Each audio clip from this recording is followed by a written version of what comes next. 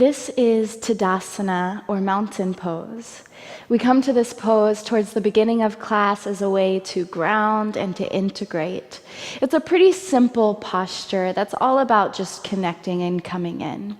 So you root down through the feet, you let the tailbone be heavy, and let the shoulders rock back and down.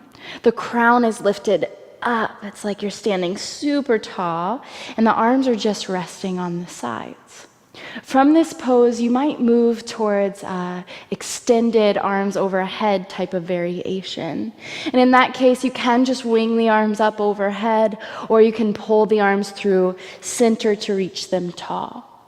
After the arms are up, we usually fold towards Uttanasana, forward fold. You can fold by bringing the hands through heart center and softening the knees and just spilling down.